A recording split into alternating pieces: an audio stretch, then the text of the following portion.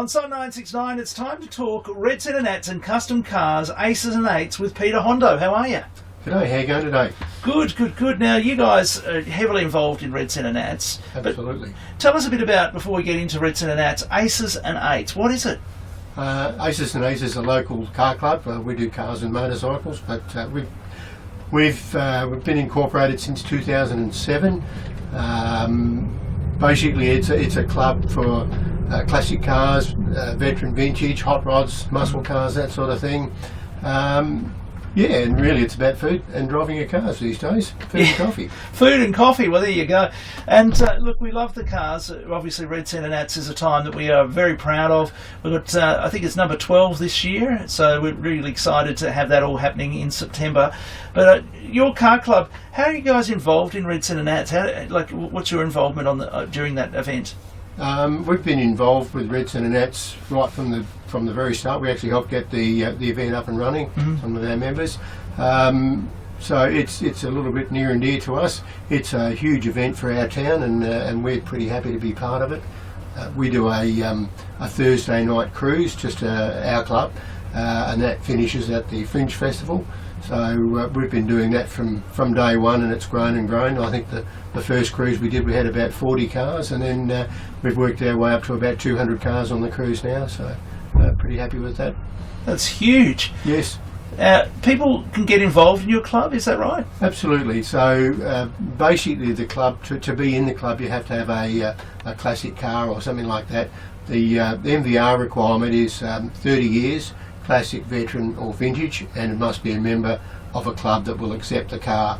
And we're quite happy to have muscle cars and hot rods as probably our mainstay, but we have some restored cars, we have old classic motorcycles, pretty much anything you can think of at this stage. And we even provide for the guys with maybe a late model Commodore or something like that. We're quite happy to have you in the club. The only thing we would put on is you become an associate member rather than a full member, which is exactly the same. It's just we don't have voting rights, so we're just trying to keep the core of the club older vehicles, that's all. And so when you say voting rights, you have a committee and all that sort of thing? Yes, absolutely. We have a president and vice president, a committee. I think we've got 6 on the committee at the moment as well. So yes. Very good. Well, look, it sounds like a lot of effort and a lot of people involved in the club as well. How many members do you have? We've lost a lot of members over the years. I think we're around about 70 odd members at the moment. But in our heyday, I think we're up around 140 or 50 members. So it still is a very active club. We do about 10 or 12 runs a year, usually on a Sunday morning these days, but sometimes we might do a drive-in or a scavenger hunt. We've got a poker run coming up on the 15th of next month, and we'll do a bit of a run around the town, and we support a lot of the local businesses. We have a lot of clues hidden at different places, so we just make people drive to those just to keep it in the forefront, and remind people that there are local businesses out there. And we'll finish at a restaurant and give out some prizes and have some breakfast and enjoy the rest of the day. Sounds like a lot of fun. So you do about 12 runs a year. So a run is basically where you drive your cars around from one place to another? Correct, yeah. We normally have a meeting point at the start of a run, so we have to do a sign-on. So when people arrive, we have a book that we pass around and everyone signs in, and we put the rego number or the member number down. We usually take photos of the cars just for our records and for MVR. And yeah, we proceed with whatever the run might be. The last one was just a member sign-on, which we did at the Mercure. Bit of a worry because the Todd was down pretty deep that time. Yes, and, yeah, it was underwater 4 days before we were there, and we were lucky to have the spot that we did. But they put on a breakfast, and they give us a discount. We normally negotiate a discount price for a group of people to come through, and everyone's happy to do that. So it's a good morning. It's very social, and yeah. And how do people become members? You have to come and see me. Usually, any of the committee can do it, but I have entry forms at my workshop, Custom Automotive, which is at 33 Wilkinson Street. So if anybody wants to call in there, there is a Facebook page, Aces and Eights Alice Springs. Yep.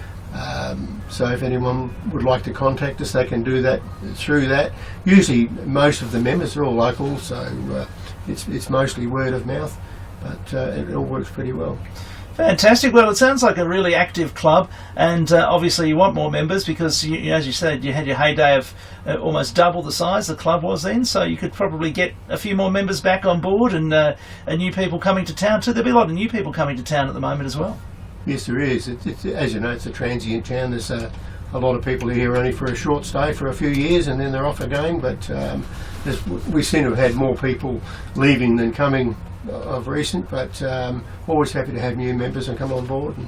And we've met some pretty good friends over the years, out of just through a club, I suppose. But yeah, lifelong friends. Fantastic. Now, this year's Red Centre Nats number 12. What will you guys be doing with Red Centre Nats 12? There's a few of us in the club that normally volunteer with the Nats, so I'm involved in the judging side of it and a couple of others in the scrutineering sector. There's always jobs to do, they're always short of volunteers to do that sort of thing. As a club, we'll be doing our Thursday night cruise as well, and there'll be probably a few members in the club that'll have another crack at Grand Champion, just so that we've got some local contingent in there. But it's a very busy time, but great fun, absolutely great fun. We are pretty lucky to have an event like this in our town. They don't come along all that often, things like this, so we need to just get on board. We want everyone to get behind it and support it this year again, like last year. It was a great event last year, and getting bigger every year with different things, different activities. We've got dirt drags, got all sorts of things happening now.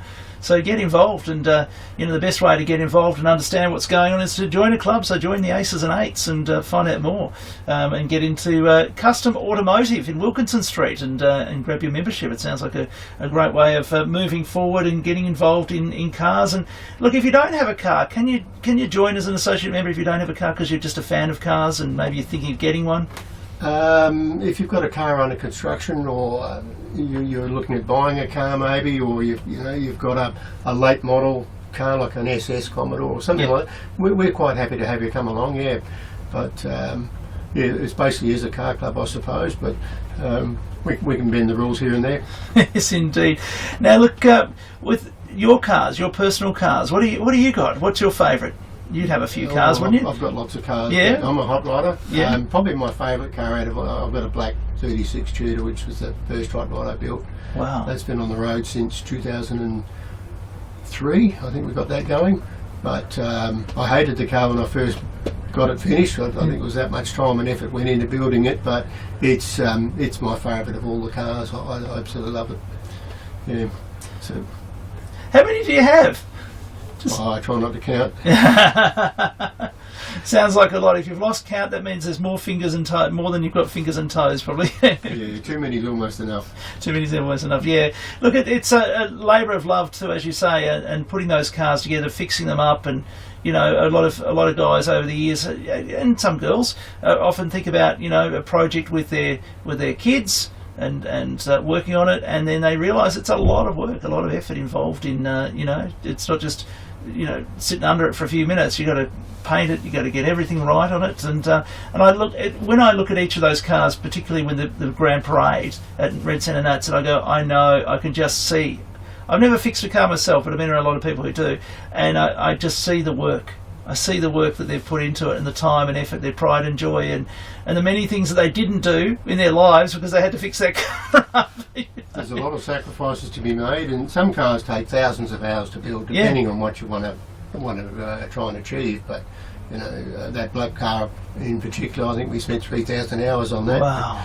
But to put that into perspective, that's your job for 2 years, including Saturdays. Just that job. Yeah. So it's a lot of work. They usually take years to come to fruition, but there's nothing quite like driving a car you built yourself. Yeah, I can imagine. Well, look, thank you for joining us today. Is there anything else you'd like to tell us about before you head off? No, I'm very happy with that, but thank you very much for having me on today.